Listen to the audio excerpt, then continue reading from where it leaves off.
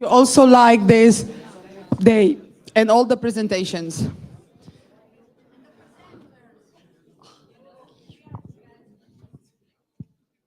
So let's start the afternoon session after our lunch. Yes. By introducing Professor Martin Hellstrom, the Vice Chancellor of Malartalen University. And it's going to speak about global citizenship. I am looking to this one. Martin, the floor is yours. Big applause, everybody. We do not sleep after lunch. Wake up. Thank you. In a way, it's a good practice about how to integrate the sunrise into our university's steering map. And that is our steering map.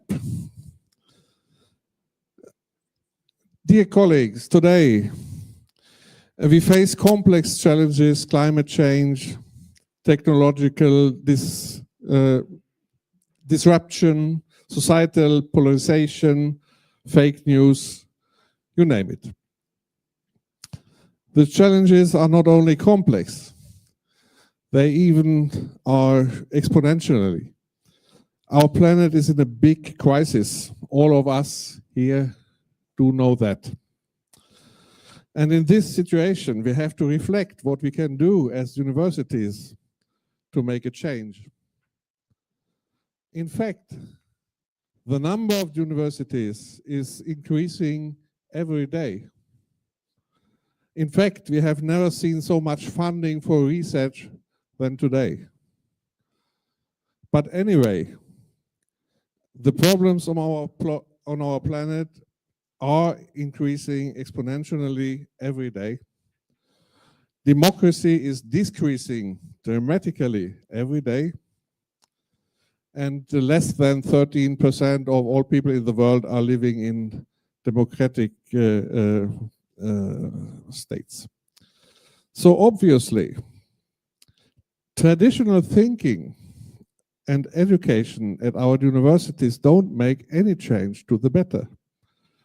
Not even bringing together different universities in Europe make a difference so far.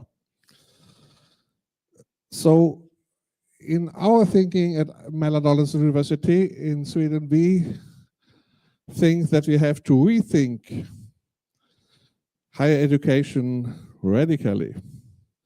And that means we have to put the students in the center. We have to increase internationalization, not only Europe. We have to think about local impact. And we call it panoramic ability. We have to contextualize the disciplines and the knowledge into complex contexts. So that is what we are thinking about and what we will do. And this is our map. And in the middle of the map, you can see that we will, and that is our mission, educating for global citizenship. So we are a progressive and collaborative university. We are situated 80 kilometers west of Stockholm, in the biggest industry cluster in Northern Europe. And we are collaborating a lot with industry and society around us. And like other universities, we want to shape a sustainable future together. And that means, as I said, we have to face complex problems and challenges. And we can only do that together with our friends all over the world.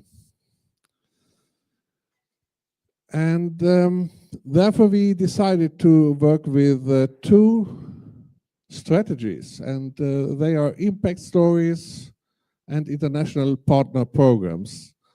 Let me start with international partner programs.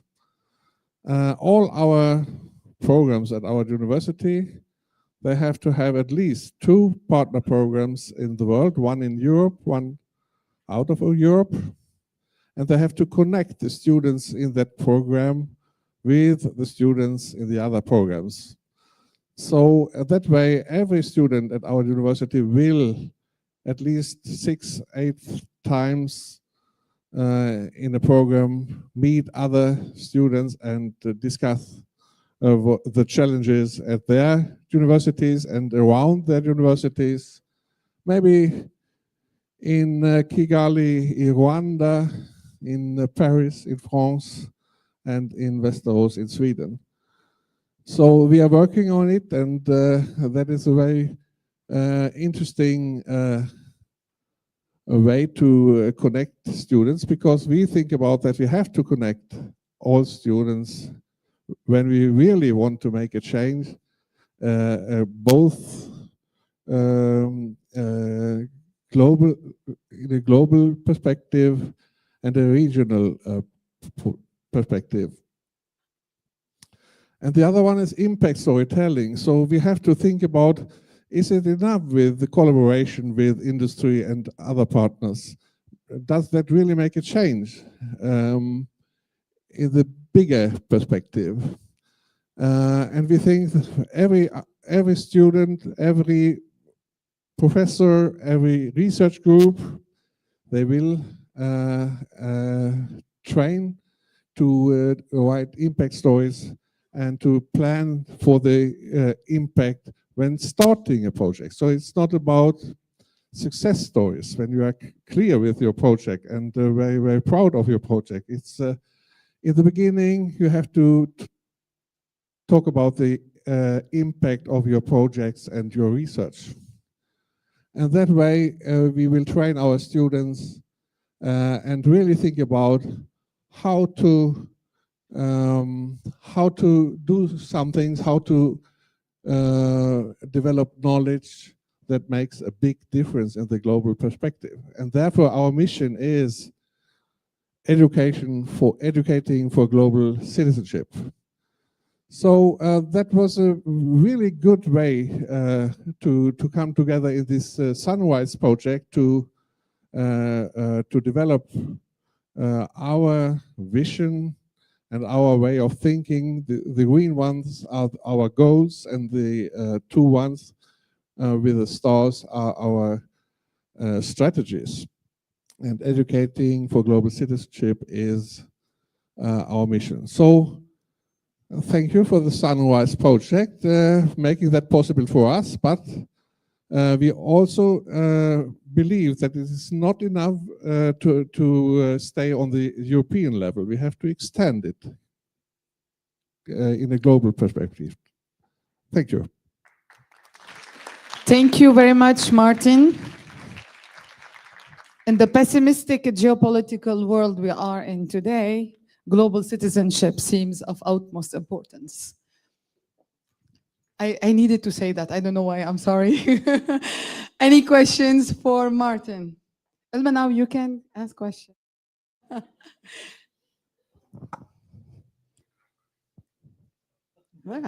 I knew it. Yeah, thanks, Martin. I have a question on the impact story. So is it mandatory? And what happens if I apply whatever? In Germany, we have the DFG, right? And you can apply for purely theory projects. Nobody cares about this. So let's do I'm a researcher and I have to write it. So what happens with this?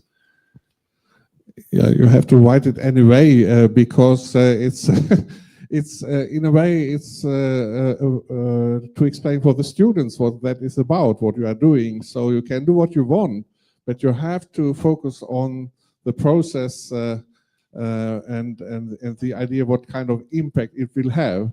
And maybe your research will have impact in 100 years, maybe. So you have to talk about that too. Then there is an impact on the education project program, for example. Even that is impact. So, and how will your research change the thinking and the pedagogic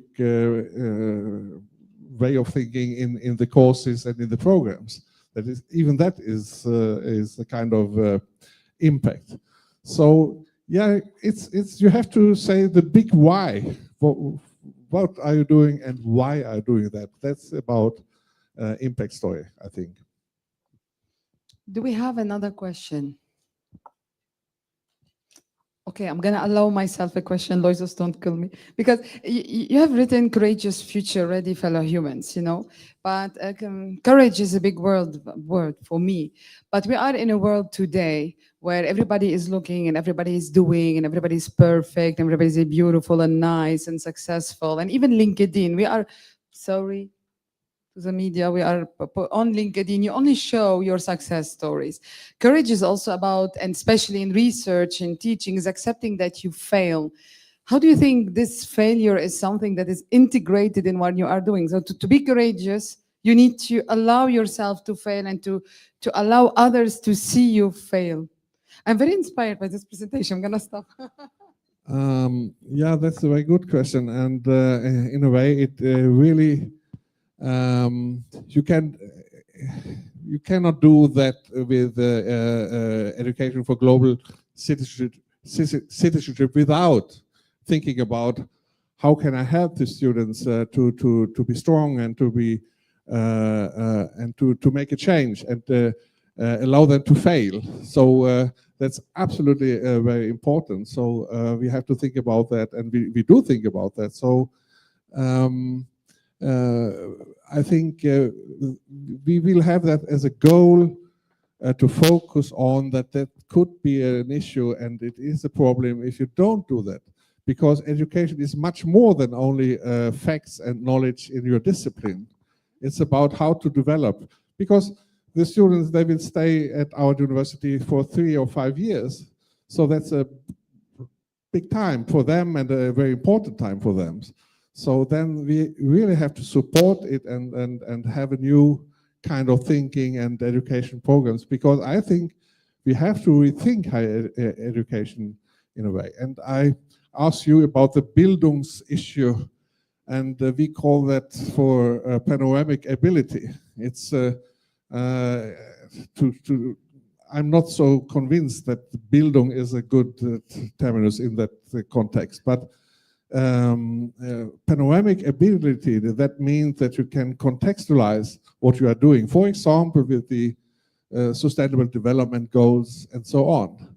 So, and the professors and we as teachers, we have to leave our comfort zone and really invite the students to think about global perspectives, for example, in line of this 17 sustainable development goals or other things. And yeah, I hope I gave an answer. Thank you very much, Martin. Thank you. Big applause to the rector of Manardalen University. And now we're going to go to one of our Italian partners. So the Professor Marco Di Orazio, who is the Vice Rector of della Marche Politecnica University. Okay, so it is Università Politecnica della Marche. So the floor is yours.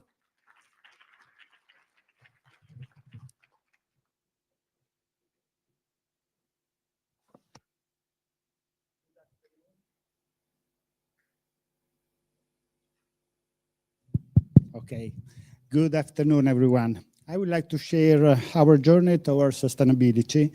This initiative gathers our best practices, projects, and results, and reflects how our university is actively embracing the global challenges of climate change, resource efficiency, and social responsibility. Let me briefly introduce UNIV PM, not Della Marche, UNIV PM. We are a medium-sized university located in the Marche region. Our 5 main areas, agricultural sciences, economics, engineering, medicine and surgery, and sciences, provide a multidisciplinary approach. A multidisciplinary approach to sustainability challenges. This diverse academic environment enables us to explore sustainability from multiple angles, ranging from agriculture and energy to healthcare and industrial transformation. The Sustainable UNIV PM project is built on 4 interconnected pillars. Campus represents the physical environment. Didactics is about embedding sustainability in teaching modules. Research highlights the scientific contribution we make towards sustainable solutions, and public engagement, finally, ensures that what we do is shared, discussed, and co-created with society. First of all, our carbon neutral policies. We are a little town with about 200,000 square meters. In the last years, we invested 8 million euros in energy efficiency and renewable solutions, reducing electricity consumption by 10% and gas by 25%. Our roadmap for the next 4 years foresees another 10 million euros of investment. The goals are even more ambitious, reducing both electricity and gas consumption by a further 20%, and became an energy producer to approach the carbon neutrality. Of course, sustainability is not only about buildings, it is also about education. At UNIV PM, the 40% of our eligible courses are directly related to environment, economic, and social sustainability. This is a remarkable proportion, reflecting a strong integration of sustainability into our curricula. We offer master degrees such as circular economy management, green industrial engineering, landscape innovation and sustainability, sustainable management of companies and fisheries resources. We also have a PhD program in sustainable development and climate change. Our aim is to ensure that students are exposed to the principles and practices of sustainability. We want them to graduate not only as engineers, economists, doctors, or scientists, but also as citizens and professionals equipped to face the great challenges of our century. Now the research. In the last years, we increased the amount of funds dedicated to sustainability-related research, reaching more than 13 million per year. These include projects in renewable energy, sustainable agriculture, circular economy, health and environment, and climate adaptation. And now the good practice. Our Green Campus program demonstrates how sustainability can reshape the daily experience of students and staff. We have developed the green areas within the university to preserve biodiversity. At our experimental farm in Aguiano, we test sustainable cultivation methods. The farm is not only a research facility, but also a production site where we obtain flours, wines, oils that you can test in February, and cereals using innovative sustainable processes. It is a place where tradition and innovation meet and where students can see sustainability applied in practice. Sustainability also means changing everyday behaviors. With the Keep UNIV Beautiful program, we create a system to encourage waste reduction, reuse, and recycling. We are trying to become a plastic-free university. It's a very big challenge. But obviously, sustainability requires the active participation of society. Every year, UNIV PM promotes more than 100 public engagement initiatives, seminars, workshops, exhibitions, podcasts, and documentaries. These initiatives are open to students, citizens, schools, and local communities. By sharing knowledge and creative dialogue, we build awareness and empower people to take part in the sustainable transition. All these efforts have not gone unnoticed, as you can see in the results we obtain in the sustainable rankings. Finally, UNIV PM implemented an integrated report that measures the university's economic, social, and environmental value, aligning its objectives with the UN 2030 Agenda and the European Sustainable Development Goals. This integrated practice reflects the institution's strong commitment to both regional and global sustainability. UNIV PM strategy closely aligned with the Sunrise values. Sustainability is a fundamental pillar of the Sunrise project, manifesting through strategic objectives, shared values, educational and research initiatives, long-term governance plans, and a clear intention to serve as a model for sustainable development at regional and European level. To conclude, let me stress that Sustainable UNIV PM, not Della Marche, It's not just a project with a beginning and an end. It's a long-term commitment, a comprehensive strategy that is reshaping the way we manage our campuses, how we touch on research, and how we connect with society. By embedding sustainability across university life, we want to make a meaningful contribution alongside our students, our local community, and our partners. Thank you very much for your attention. Thank you very much for the Vice Rector of UniVPM and not De La Marque. Now I know. So do we have any questions for a green campus and all the sustainability efforts of UniVPM? It is up there. But we have one student. Hi, thank you for the presentation. I have a question on the Zero Waste Campus. Were you able to measure the progress you made? Do you have any projects in how to implement new things that could make your progress evolve? How do you do that on a daily basis? Thank you for your question. Yes, we are measuring the results we obtained with this project and the reduction of undifferentiated wastes in the university. This is one of the key indicators we are using to measure our sustainability approach. We have one question. Hear me now? Yeah, again. And it's again the same question I asked to Marco about the attractiveness you created with this for students, for attracting students you might not have gotten. Yes, it's a very good question. I come back to the slide with our new master degrees. We obtained important results, especially with foreign students, especially in green industrial engineering. Is a mix between engineering and sustainability, and also in circular economy management. We acquired about 7% of new students coming from foreign countries. One more question. So big applause. Thank you very much for the Vice Rector of UniVPM. And I'm sorry, I'm never going to say De La Marque anymore.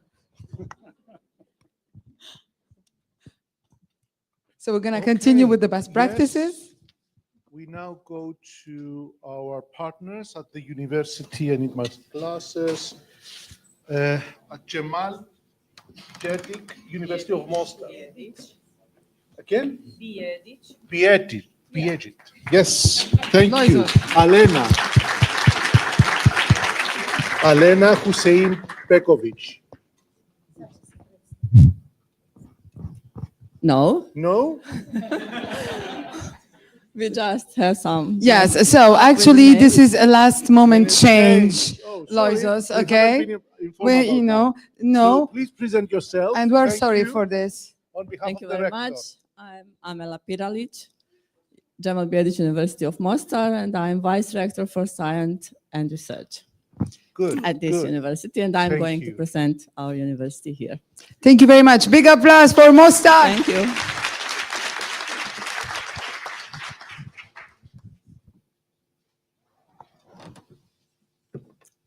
Well, today I'm going to present one practice from Cemal Biedic University of Mostar and some of our strategic visions that are fully aligned to Sunrise goals. So first practice that we developed at our university, precisely on Faculty of Information Technologies, is developed a distance learning system of education. And it's a practice that bring us a lot of students at University Cemal Biedic of Mostar, and they are about 1/4 of our students on this part of this program of learning, fully distance learning program, where we can, apply programs all online, and we put all materials and classes from our study programs to students, and access them to all our platforms. And they don't need to be in Mostar, near university, to be part of this learning program. This learning program is parallel program with in-class program of Faculty of Information Technologies. And it's program that approves students to develop software, to system management, and they have all practical applications for all students. Results of this program are about 1,030 students in 19 years of this faculty, and about half of them are graduated and distance learning program. The other result of this developed program is distance learning made like a multidisciplinary study of business informatics that is made on our university common program of Faculty of Economics and Faculty of Information Technologies, where students have competencies from business administration, business management, computer sciences, business strategy development, and so on. And it's a program that offer our students in class and also distance learning program for study at all. And in this program, students don't need to come at our university to be our student. As I said at the first time, it's one practice and all our goals in strategic vision that we are going to show here. All these innovation goals, strategy goals, are fully aligned to the Sunrise Alliance's goals. First of these goals is to create a career center in our university. And this career center is need to support our students in choosing their faculty, choosing their career later, and to make enough support for develop their careers and make a strong alumni alliance at our university. Sorry. The other goal is something that is on the start, is open science mind and global excellence of teaching in our university. I have to say here, distance learning program of University Cemal Bijedić of Mostar has a free open YouTube channel with all exercises, with all materials for students that they can learn from them and see them all the time when they want to do that. Open science is made, planning to make freely all our researches at University Cemal Bijedić of Mostar, and some kind of introducing our SMI and our university and make some research together. That will bring us in teaching excellence, we hope that, and a very strong international recognition. In all of that, we have to make responsive academic programs, and we will going to learn something from today's practices and doing something that we are here today in this summit. And all of these goals need to bring us to innovation as sustainability. We have to do a lot of job in research capacity, creating innovation culture at our university, and make sustainable solutions. So with all of these goals, we hope that we will be the place when you come next time to Mostar where tradition meets and innovation and education transforms our future. Thank you very much. Thank you very much. And we are coming to Mostar. I hope So- so. We have a first question for you. Thank you. Tardwa from Università Politecnica delle Marche. I'm asking this question as a student who try distance learning. How did you guarantee the student being like coherent with the distance learning and engage with it? Well, our program is made on that way that we have all subjects online where students can hear us directly. And then when you have exams, we have programs that offer our students pass the exam online. So you are fully where you want to be, and you can be on exam, on class, whatever you want. And we have very good tools, information tools for secure that it's everything okay with your exam and with your license.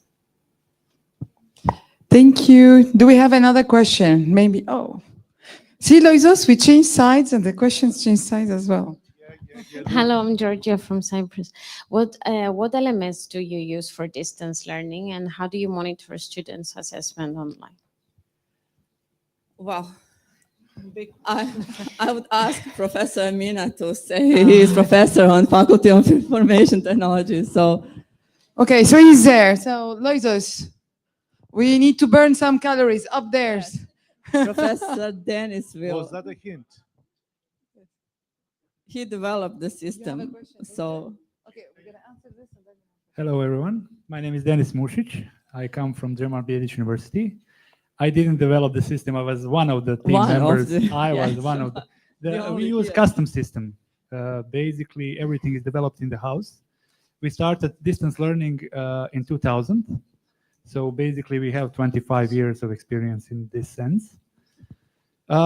Just for your information, 2 years ago, we enrolled in first year 420 students. So for our country, for our city, it's huge. I'm not sure what is the situation in your faculties. So I believe that proves that the quality of our system is, let's say, accepted. So if you have any more technical questions, feel free. yes. Thank you. We have yet a final question for you. So, like when we were I'm Ebin from MDU Sweden. So, like when we were also thinking about the courses can be taken from outside, like online and all. The hardest challenge, like even when we were student, retaining the students, or like everyone loves to sign up for an online course, but continuing that course is like very hard. So, how is there any tips that you use to make the students like come to the class every day? Even if it's online, is there something like that you use specially in Mostar? So for example, if you're using interactive activities, if you have analytics, what kind of proctoring software you're using in order to make sure that everyone is the actual person who's taking an exam or sitting an assignment? So just one small correction. Not all the exams are online. There are many exams online. In that sense, we have very strict rules regarding positions of camera, etc. That's the one thing. The second thing, which is very important, is that in majority of courses, distance learning students come for the exam. So they are sitting with in-class students on the exam together. Okay. So there's no, let's say, benefits of online taking the study, so you can pass it easily. So the same tasks, because we provide the same materials. That's why we feel that we have right to ask the same questions. Yes. Okay. Thank you very much. So we're gonna big round of applause for Cemal Bijedic University of Mostar. Thank you. Did I pronounce it correctly? Excellent. Thank you. I am training in so many languages in those 2 days. So now we're gonna go to our Vice President of the Polytechnic Institute of Fiena di Castello, Anna Paula Vale. So big round of applause to Anna Paula.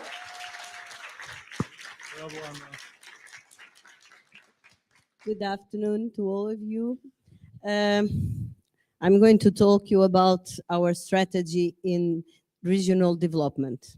It's something a bit different from the other rectors.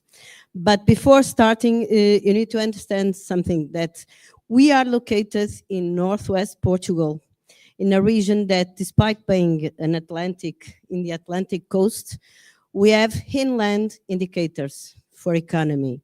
And like low population density, aging population, small and medium-sized companies that needs qualified staff and needs to invest in innovation in order to be competitive in the global market. We also are in the border with Spain, so we need to build bridges. And we also live in a highly competitive context to attract students. We are completely surrounded by big universities like Porto University, Minho University, and another polytechnic university, Cavado and IAV. So what was our answer? Our answer was to build an open institution. And I forgot this. Oh. Was to build an open institution deeply rooted in the region, working with local players, companies, municipalities, associations, secondary schools, and professional schools. The visibility and the recognition of our work will strengthen our role in the regional development and help us also to be more attractive to students. So what makes our strategy work? Because we are working with the players of the region. We co-create projects with local stakeholders, and Ana Teresa is doing a very good job there. We engage students and faculty in real-world learning. We apply knowledge directly to local challenges, and we are building cooperation networks that continues after the projects finish. And this makes our impact practical, visible, and long-term, for a long-term and continuation, okay? So,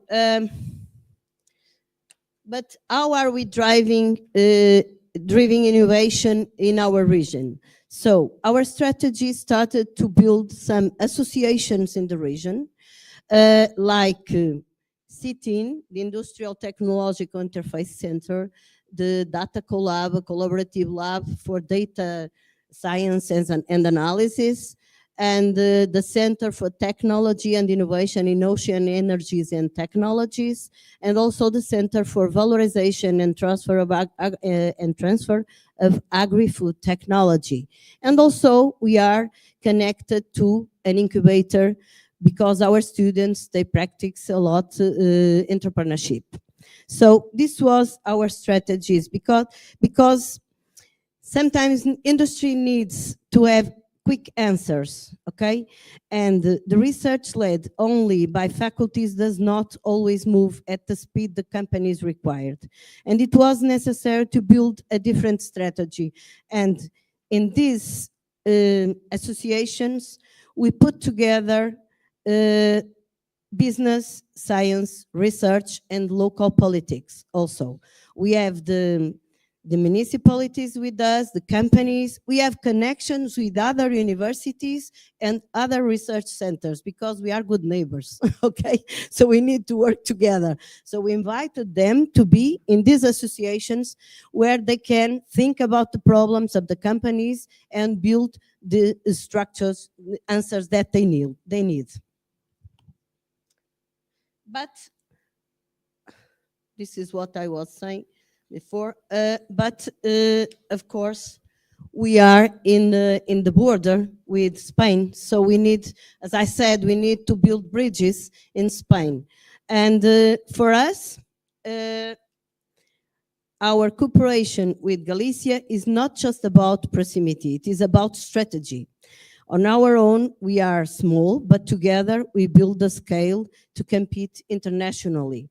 So we are part of the Atlantic axis of the Northwestern Peninsula. We are part of the European grouping of territorial cooperation of the Euro-region, Galicia, North Portugal, and also to the tourism. We participate in the cluster for tourism and heritage. And through these associations, we transform the border into a bridge, developing joint programs and projects in education, mobility, culture, and economy. Of course, we need funding, okay? We need money to do all of this. And we have some funding that we can apply in the Euro-region, North Portugal and Galicia. We have the Interreg Spain, Portugal. We have the Galician University Networks, and we have also a program, very interesting program for us, Jacobos program. Jacobos is a mobility program that brings together universities and research centers across the Euro-region. And about Jacobos, it supports short-term mobility, joint research projects, and also best practice sharing in the region. So for us, this is very, very important and strategic to be there and to be part of this model. And our model, if our model works in our region, now we are doing the same with our partners. We have many partnerships, mainly for developing countries. As you know, we are partners, and I said many times that we have many partnerships with Portuguese language countries. So we have many partnerships there with faculties, with some associations, local associations, and we are bringing to these regions our strategy in mobilities and internships, in community innovation labs, helping them in local training and capacity building, and adaptable to culture and realities as they need. So this is our main strategy and our main model. This is the areas. Some examples of our participation in this in different parts of the world with the model that we build in our region. And to finalize, our university is a partner for sustainable development, designing innovative approaches that addresses real community needs. So we are looking every time for partners to empower communities, to stronger institutions, to get students in, to form students in the as global citizens, and international university networks. And we have found, of course, our family in Sunrise. So this is our main answer. And our strategy works from local to global, of course. And thank you very much. Thank you very much, Anna Paula. And we found you in Sunrise as well. One big happy family. Do we have questions for Anna Paula? How to take a strategy who worked at a local scale and then try to move it forward to a global scale? Okay, so we have a question from the students. Hello, this is Sumit from TU Ilmenau. I agree. I really like your presentation. I have one question in terms of the global citizenship. When we talk about how, like you said, in your institute you have partnerships with the Portuguese-speaking regions. But when we talk about mobility as a global citizen, there are many factors like linguistic barriers. How do we navigate through that? There are challenges like linguistic barriers when we consider mobility, other than the Portuguese speaking or any regional language speaking region, you know. So how do we navigate? Not only with Portuguese countries, we have with other countries. And I know that Portuguese language is a problem. I know that we need to move to English teaching. This is, of course, our reality. Now we are working a lot in this issue because we need to transform our university in a global university, okay? And to work not only with just these countries, but with all Across the Europe, I mean, Yeah, when we across. talk about global Across the citizenship. world. Yeah. Across the world. We are working in South America already, but, Yeah. but of course Spanish is very near to Portuguese language. Yeah. But this is the issue we are trying to work now, and we will work, of course. Do we have another question? Tony. Yes, please. Yeah, I think this is an example of transborder collaboration that you are doing with Galicia.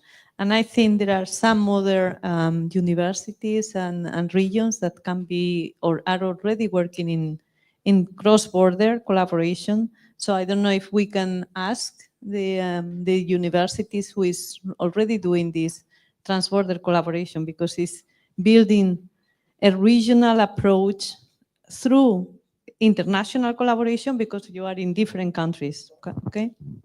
Somebody wants. You can always count on Tony to launch a debate. Please. Yeah. Tell us who you are. I'm Katrin Strafler from the Free University of Bozen and Bolzano, and we as university, we collaborate with the University of Trento and the University of Innsbruck. We have cross-border cooperation since 2013. And we launch different initiatives. For example, we have our Euregio Mobility Fund, where we fund small teaching projects to encourage the mobility of students and teachers. Thank you. Anybody wants to give us some experience and share that? No? So thank you very much. Thank you for Anna Paula Vale. Thank you, Anna. Polytechnic Institute of Viana di Castello. So now, up. Before moving to the next session, 1 minute of explanation of why we are having this session. So you all have in your bags of sunrise bags, beside the sunflower that everybody is gonna take care of and send pictures to Vincent, and Vincent will find a place where we're gonna put all those pictures. See, the cloud, the guy we go to when we don't know how to, it is Vincent. And you also have booklets. These were the results of the work that has been done these 9 months in WP3. You have the students' survey results, but you also have the regional needs analysis. Because we say that we are small universities embedded in our regions, but nothing speaks better than facts. So we try to check it by fact. We try to map the regional needs to our current academic offer. And this is the analysis that Agathe Poillet and Sylvia from UniVPM are going to present to you now and tell you what we discovered. So please welcome Agathe Poillet and Sylvia. I'm trying to remember the last name of Sylvia. Help. Mangelarto. Say it again. Mangelarto. Correct? They pronounce it well. Yes. Mangelarto. This is for you. And there's one for Agathe.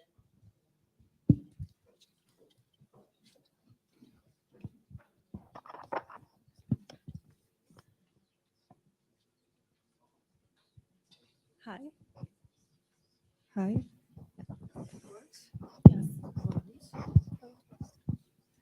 So, in a context where economic and social dynamics vary greatly from one region to another, it's essential to identify the special needs of each territory in order to adapt academic offerings and strengthen synergies between universities and regional stakeholders. The report produced by the Alliance is part of this approach and provides a comparative analysis covering 9 regions. It has 3 objectives: to identify the specific needs of each region, to map existing courses at universities and assess their suitability for these needs, but also to explore opportunities for collaboration between higher education institutions. To achieve this, let us first consider the 9 regions that make up our alliance. Sunrise brings together 9 distinct regions, each with its own unique characteristics, culture, and differences.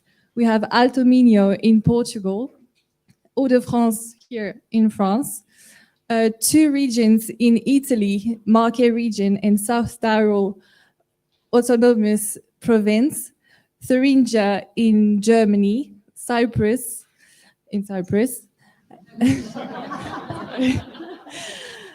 Herzegovina, Neretva in Bosnia, 1 region in Poland that I will not try to pronounce, and 1 region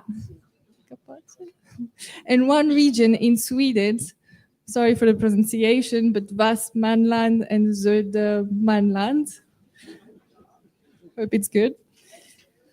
So here it's the 9 regions composed of the alliance. But then how did we proceed to do these reports? So based on regional development strategies and analysis of future skills needs to carried out in each of the 9 regions, each territory has identified its needs. The first results show that on average, Sunrise universities already address 76% of regional needs individually. The second stage of this analysis was to compare these different needs among the 9 universities. By pulling these needs, we have been able to identify several cross-cutting themes. These themes reflect not only the shared needs of the regions, but also strong alignment with the strategic priorities of the European Union, in particular the European Green Deal, the digital transition, and the development of skills related to sustainable innovation. Among the themes identified are, for example, major societal issues such as energy transition and sustainability, digitalization and information technology, but also industry productions and systems. And we also have some structural cross-cutting themes such as lifelong learning and trainings, health and well-being, but also entrepreneurships and regional development. But although we have these similarities here, each region also highlights priorities linked to its own economics, geographical and social context. For example, South Tyrol focuses on alpine technologies and mountain-related skills directly linked to its position in the heart of the Alps, or Thuringia draws on a vast network of companies specializing in mechatronics, photonics, and artificial intelligence, and is therefore developing skills in these cutting-edge fields. Thus, the 9 regions share many common challenges, offering a strong basis for European collaborations and enriching curricula, while maintaining local specificities that allow training programs to be tailored to territorial needs. Based on these observations, the third stage of this analysis was to see whether or not regional needs could be met by Sunrise University together, finding synergies that could be used to enrich and fill in the potential gaps. The aim will be to meet at least 90% of the regional needs of the 9 regions covered through collaboration between universities. So to sum up, the next stage of this analysis will therefore be to increase the percentage of regional needs covered individually by each universities from 76% individually to 90% altogether. To achieve this, the aim will be to take the existing academic offer and create new academic offer together in order to reach this 90% targets. I have. Oh, sorry. Is this up? This is next slide. First slide. Okay. I hope you are still awake. Good afternoon, everybody, because I think this is the last before the lab tours, more or less. and after lunch. So since my dear friend and colleague Joanna renamed me the reality checker, I want to bring you down to reality as a practitioner in this field to show you, according to our analysis, what are the potential activities that we can carry out, implement together on the basis of the regional needs analysis. We said that on one side, we have complementarity, what we already have and how we can cross what we already have and do something together, and then synergy. As for realities, as for complementarity, sorry, this is just a rough list, the first things that came to my mind when I thought of what I am doing as a practitioner at my university and what we can do with our analysis. Tailor-made Erasmus Plus mobilities. Why? Because we already implement Erasmus Plus mobilities. We do it randomly on the basis of our existing interinstitutional agreements. We have to find a system to implement Erasmus Plus mobilities that are functional to the regional needs of our territories. I would like to go back to my dear friend Ana Teresa from Portugal, who yesterday presented the result of the student survey, to recall a very important thing about students, motivation. So what can we do to boost their motivation, to make them agents of their choices? Why Erasmus Plus mobility is tailored on what we need for the Alliance? We should use extrinsic motivation to boost their internal motivation. If we take a student, and they will be testimonials maybe of this, and tell them, look, you have to go to one of our partner universities of the Sunrise Alliance because it's very important for your future development, for the development of our region and so on. So what? I want to go to Spain. There is Movida. I want to go to another place where I'm sure I will have an intercultural experience that, according to me, according to the majority of the students, is better. So probably we will have to create tools. This will be under discussion maybe in our VP3 meetings to address our students towards our partners, because we know now that it's important for us, for them, and for our future development. They don't know, and it will be difficult to explain to them, but we can find tools to motivate them to choose what we think it's better together with their internal motivation, of course. Internships, it's the same. How does a student choose the internship that he wants to do abroad? I work with students and I see what happens. Sometimes they come and said, oh, my professor, the one who is supervising my thesis, told me that he has got very good contacts there, so I go there. But is this what you want? Is this what we want as an alliance? I don't know, probably yes, probably not, but we will have to analyze how we can direct students towards our needs and our regional needs. Double degrees, what did we do on what we already have when we were in Portugal? My colleagues from VP3 know in one day, just one day, we speed dated between us. It was great fun, but it was also hard work. And in one day, I went home with 18 possible double degrees for my university on the courses that we already have. So now we passed this list to the coordinators of the programs at my universities. Probably not all of them will be interested or motivated to move forward. If 18 becomes 10, becomes 8, it's already a huge result with what we have.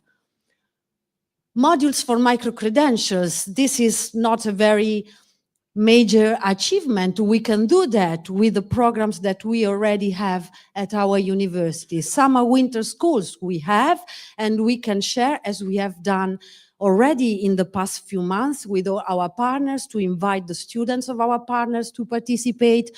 Blended intensive programs, of course, we are becoming very expert of blended intensive programs. We answer in 1 week time. So who has got students coming to my BIP? Me. So, and co-supervision of thesis or co-tutel of PhD and workshops and seminars, again, are regular activities that we have and we can share with our partners in the alliance.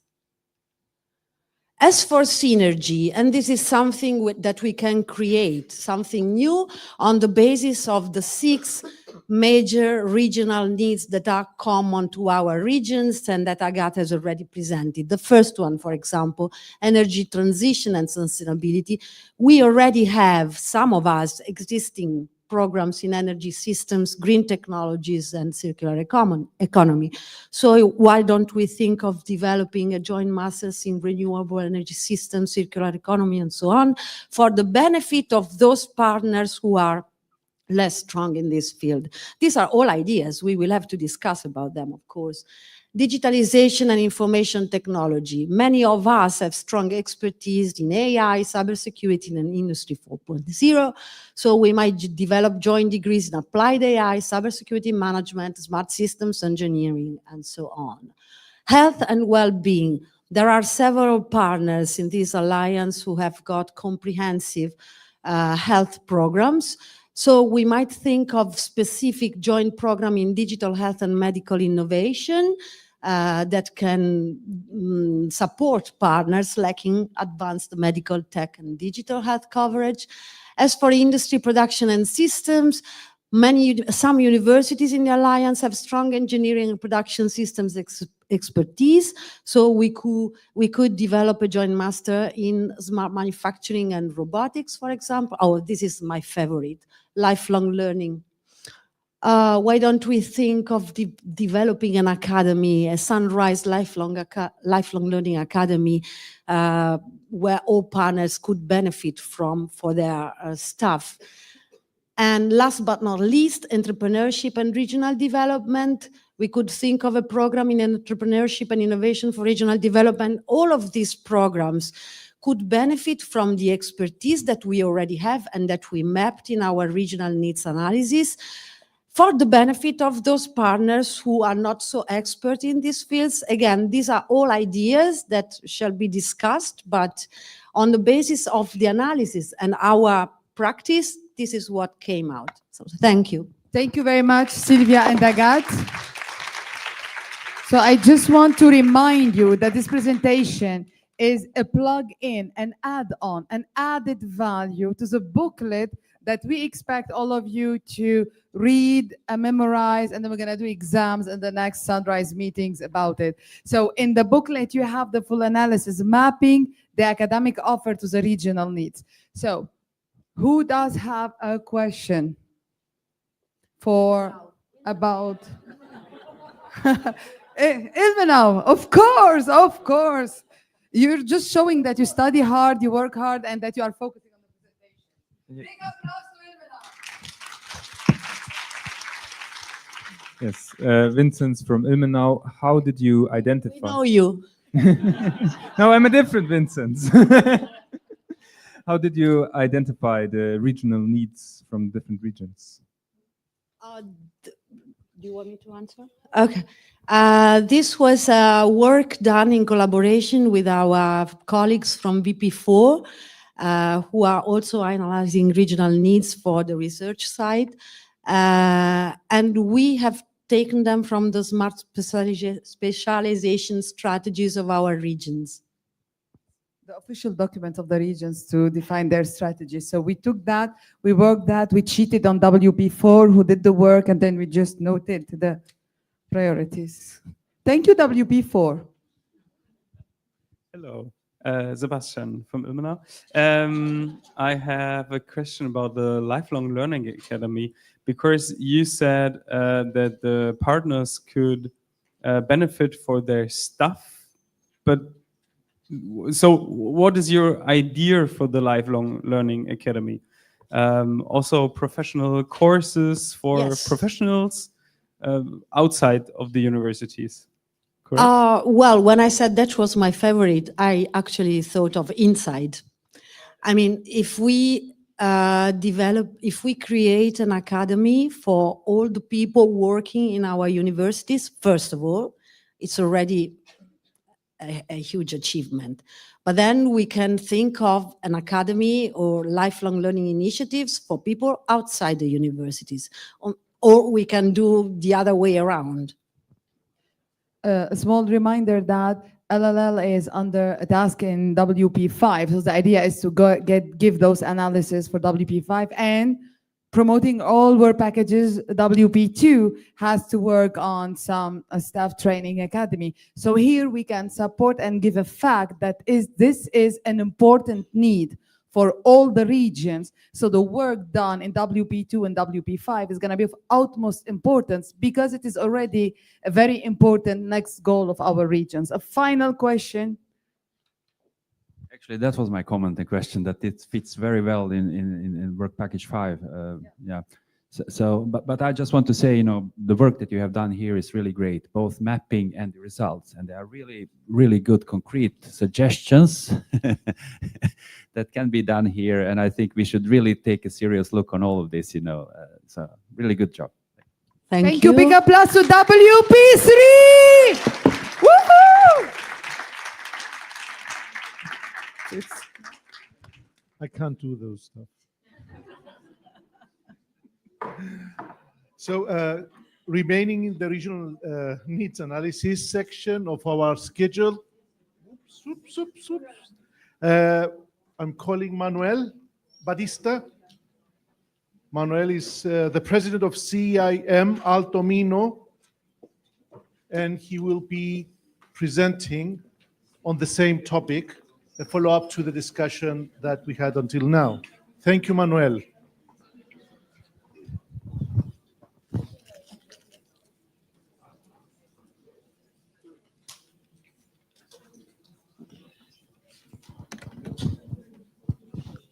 Good afternoon for everybody. Congratulations for the project, fantastic project, and the fantastic summit in Compiègne. Well, Alto Minho, north of Portugal, has a smart specialization strategy.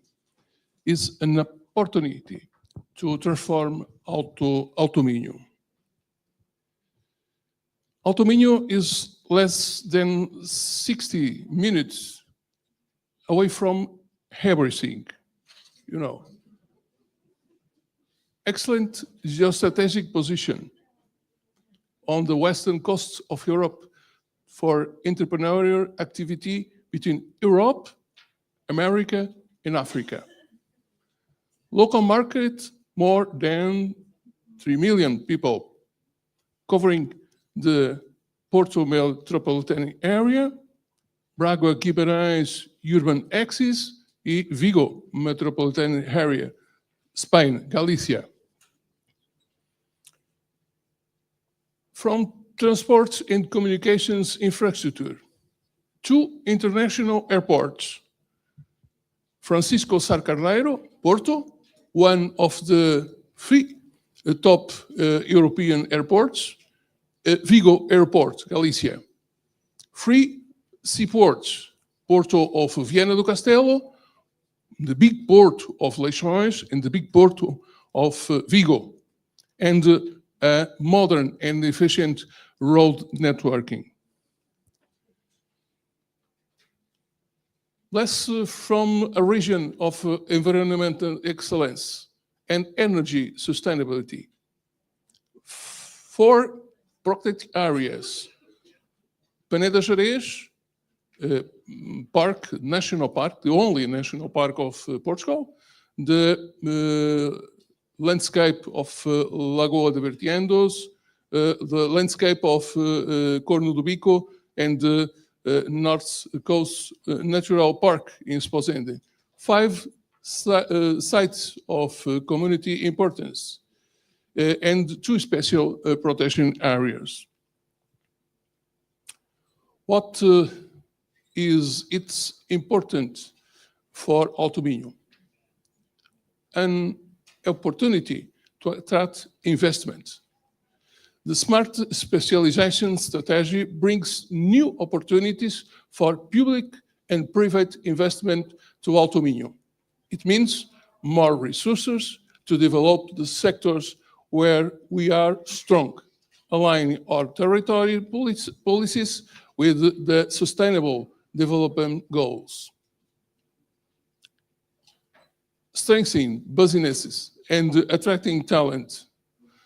With these strategies, we want to strengthen our companies, help them innovate, export, and grow. We also want to attract and retain talent, support young entrepreneurs, and create conditions for future generations to find a future in auto minho. Reducing regional disparities by channeling investment into strategic sectors in auto minho, you are bringing the region closer to the more developed areas of the North region.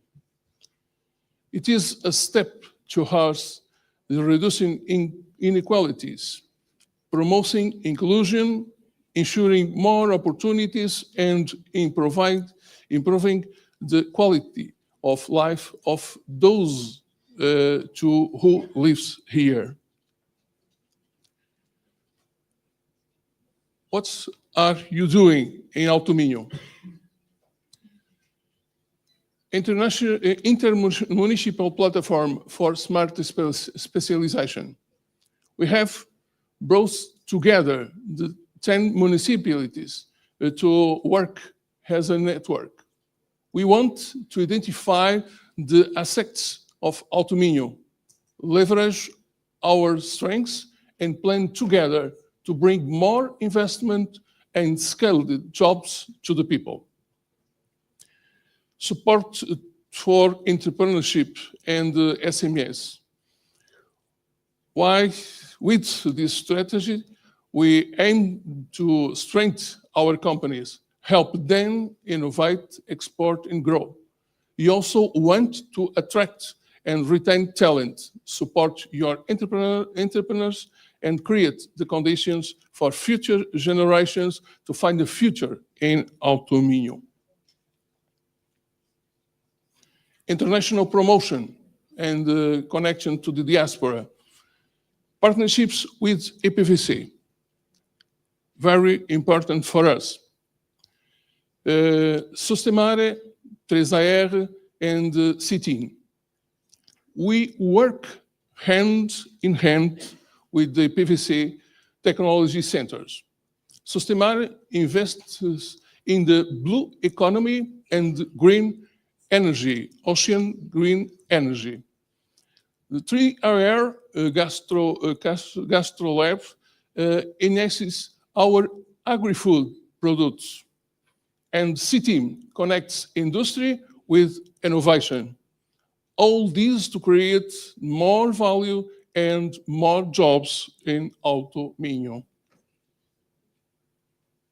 Results: greater competitiveness and innovation, more business cooperation, greater visibility for auto minho in foreign markets. Conclusion: the smart specialization strategy of the North is a concrete opportunity to transform auto minho, strengthening innovation, competitiveness, and more balanced development. SIM Auto Minho plays a dynamic role in this strategy, bringing together its municipalities, companies, knowledge centers, and citizens. Close monitoring actions, taking results, and opening doors to new opportunities for the future of our territory. We are building a new auto minho, more competitive, more innovative, more cohesive, more sustainable, and more inclusive. Thank you very much for your attention.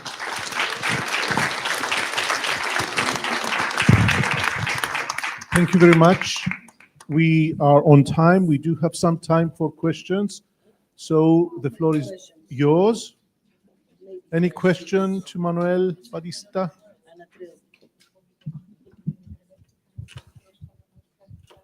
So, Joanna? Yes, so first of all, thank you for coming. That shows how we are important to our regions. He came from Portugal to support UPVC. So this is how important the relations are with our region. Thank you very much for being with us today.